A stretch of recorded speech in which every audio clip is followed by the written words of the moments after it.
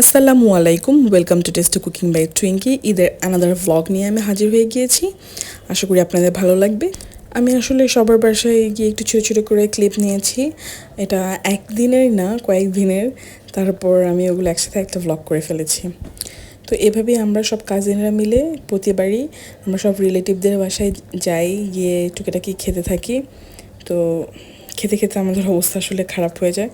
আসলে অনেক বাসায় গিয়ে তো আমরা খেতেও পারিনি, কারণ একসাথে তো এত খাবার খাওয়া যায় না। তো এইভাবে আমরা এই যে রাতের বেলা আমরা আমার ভাইয়ের বাসায় ডিনার করেছিলাম। এটা তার পরের দিন মামার বাসায় আমরা সবাই রাতে ডিনার করেছি। আমার কাজিন সব কিছু প্রিপেয়ার করেছিল, অনেক মজা হয়েছিল।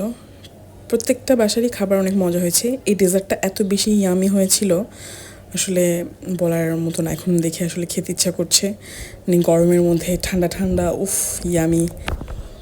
এরপরে আমি আমার ইনলসের বাসায় চলে যাই। এটা আরেক দিনের ভিডিও।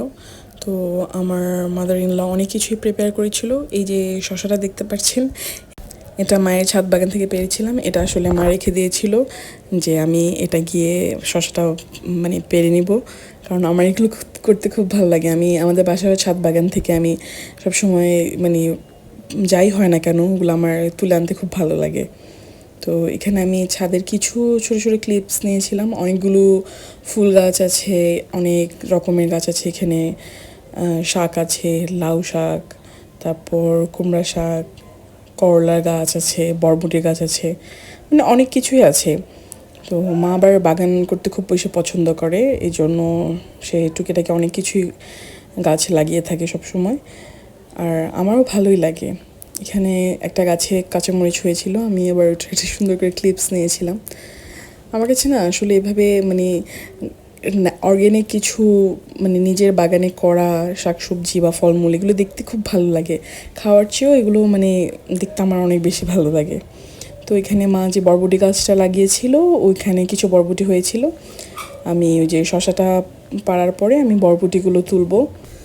আমি এখন সব বরবটিগুলো পেরে নেব যেগুলো বড় হয়েছে।